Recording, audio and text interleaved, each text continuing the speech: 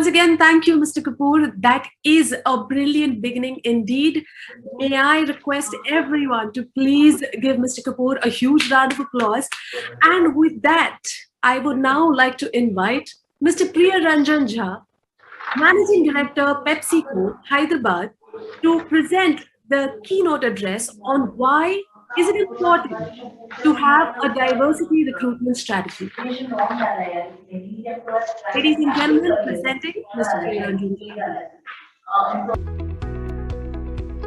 Good morning, everyone. First of all, thank you, India Diversity Forum, for having me today. These times are a true example of how creativity in crisis can open up new doors for people from many different strata of society. All of you are joining virtually, and we are able to collaborate and celebrate today in a virtual environment, which wouldn't have been possible maybe 18 months before. So today, what I want to talk about is why it's important to focus on DE&I, diversity, equity, and inclusion, and hence, why is it important to have a conscious diversity hiring agenda. The most important thing for all of us business leaders to understand is diversity is not just a social opportunity, it's also a business imperative. One of the McKinsey Global Institute research items says that about $12 trillion can be added to global GDP in the next 3-4 years by advancing women's equality. This is not just about a moral challenge, not just about a social challenge. This is about an economic opportunity. If we unlock more than 50% of humanity, this is a massive unlock for economy as well. Mr. Kapoor was talking earlier. There is a clear business case for increasing diversity. Companies in the top quartile from a gender, racial, and ethnic diversity are infinitely more likely to have financial returns, which are above the industry median.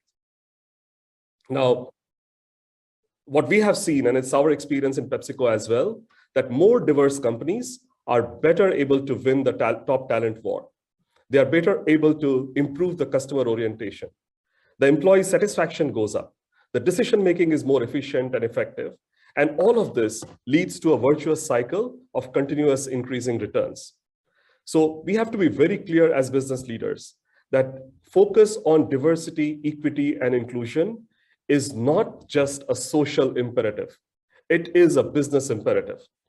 And companies that focus on these together achieve more.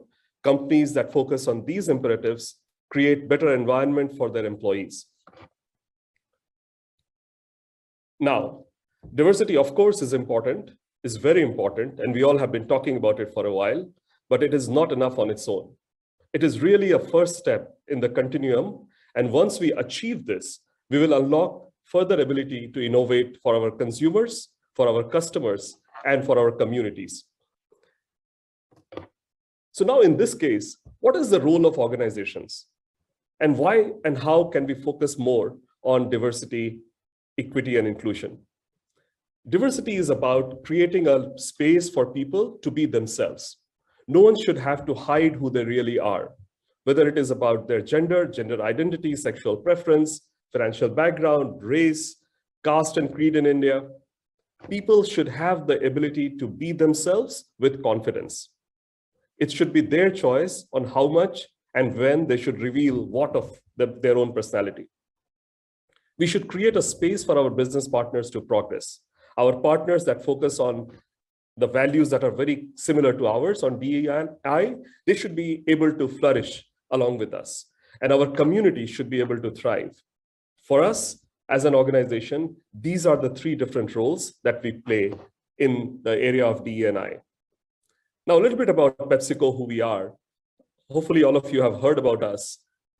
Around the world, consumers enjoy our products more than 1 billion times a day. We are a company just about $70 billion in revenue.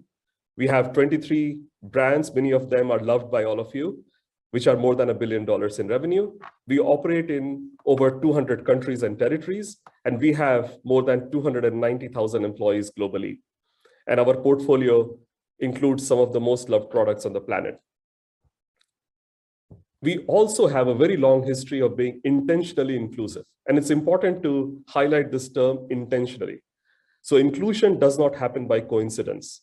Inclusion doesn't happen by chance. Inclusion has to happen intentionally. So in 1962, Harvey C. Russell became the first Black officer of a major US company when he became a vice president at PepsiCo. And we recognize him for our Global Inclusion Award, which is called the Harvey C. Russell Inclusion Award. Later, in 2006, Indra Nooyi became the first woman and a lady of South Asian descent to become CEO and chairperson of PepsiCo. At that time, she was only one of 11 CEOs who were women of the Fortune 500. And finally, in the recent past, the support to LGBT plus community around the world through our products, our initiatives, and our cultural focus is something that's really important to us. Even in India, we celebrate Pride Month with a lot of enthusiasm and focus. So it's very important to be intentionally inclusive. And PepsiCo has a long history of doing so. Now, we made some bold commitments on D&I in the recent past. First of all, we have achieved pay parity in 71 countries that collectively make up 99% of PepsiCo's salaried employees. Now that we believe is a huge achievement from where the industry started several years back.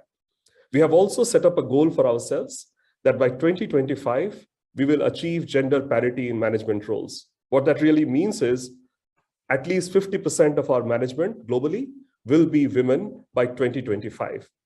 Now, I just want to share in our India operations, where we have a few thousand employees, we have achieved 44% women employees and more than 1/3 in management roles. Now, anything below 50% is a defect, and we are going to correct it over time.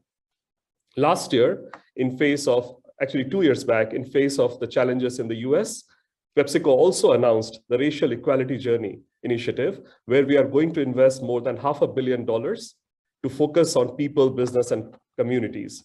So I just want to reinforce that DE&I is an important initiative for us, and we are really committed to drive significant change here. Now, parity does not, like I said, come by chance. Bringing the diversity divide will not happen organically. The gap is too wide.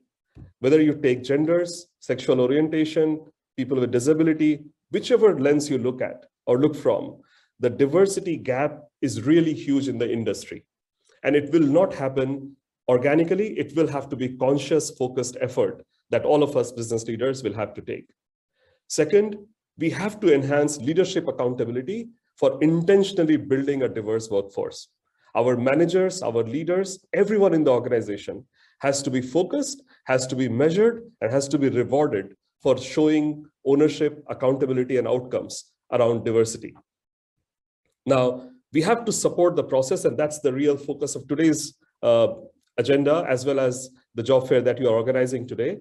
We have to support the process with the right hiring and talent management processes. It's great to attract and recruit talent, but it's even more important to enable them when they come into your organization and to make sure that they flourish from a career perspective while they are in your organization. So we have to have a conscious study of the talent landscape. We have to engage with the larger external talent pool, with the various stakeholders, and you have to be very clear that you will consciously be attracting diverse profiles in your hiring process. We have to make efforts to reduce unconscious bias. Now, this is an area that we have taken very seriously. Over the last several years, all our hiring managers, all our managing leaders, everyone goes through an unconscious bias training, because a lot of times, the reason you don't attract great talent, which is diverse, is because of the unconscious bias in the recruiting managers. This is a very important area to focus on, and it's top in our agenda to reduce the unconscious bias across levels, especially for hiring managers, but across levels in the organization. And then we have to be intentional on being inclusive at all steps of talent management. We have to be intentional around promotions. We have to be intentional around leadership development, in succession planning, in pay parity. Only by being intentional will we achieve great outcomes. And we have to finally nurture a culture of inclusion. It doesn't happen only at the source. It doesn't happen only when your employees come in the door of your company. It will have to be the way we live. It will have to be the way we operate. It will have to be the way we interact on a daily basis. This culture of inclusion is the only way you will have sustainable diversity, equity, and inclusion success. And we have to leverage the power of volunteering through empowered employee resource groups. So in PepsiCo, we have 2 women's groups and 1 LGBTQ plus group, which really own the agenda. They have so much of empowerment and all enablement to own the agenda, make us successful in the organization. So it cannot be just a top-down effort. It will have to be a grounds-up, employee-led, management-supported, and leadership-sponsored agenda if we have to make quantum jump in the area of DE&I. Now, it's very interesting that you have used the term equity and not equality. And that's a mindset shift that all of us have to go through. Equality is about everyone having the same visual opportunities. So in this example, it's the same bicycle that people of different genders, age groups, physical disabilities, they all have the same bicycle. You can say everyone has an equal opportunity. But then everyone's needs are different. Their ability to utilize those resources are different. So equity is achieved when our associates are able to grow and succeed because they have the resources to use the opportunities that are made available to them. And so it's very important to build a culture of equity. When you create an environment, a culture, an ecosystem to enable that people of different backgrounds, people of different genders, people of different orientations, they have the ability to use the resources that you're giving to them. They have the ability to leverage the opportunities we give to them. And they have the opportunity to succeed in their own unique ways. If we recognize and enable the various different uniqueness that everyone brings to the table, we will succeed in this initiative, but we will more importantly succeed as a business. Now, diversity hiring strategy is just a first step. It's a great first step, but it's just a first step. The journey for inclusion, the journey towards equality has just begun. And I really wish all success today to this job fair. This is the right thing to do for businesses. And I hope all of us come together and make diversity, equity, and inclusion an important top agenda item for business leaders and for business. Thank you for having me. If there are any questions, I'll be happy to take them. All right. Looks like we will eventually get questions and we will connect with you one-on-one, sir. Thank you so much for that. With that said, once again, thank you so much, Mr. Jha, for throwing light on the importance of having a robust diversity recruitment strategy. And not just that, for especially drawing the difference between having not just equality, but equity to enable the entire topic, or rather the key discussion point of today's forum. With that said, thank you so much once again. And ladies and gentlemen, in case if you have any questions, do shoot it to us. We would reach out to Mr. Jha and get you those.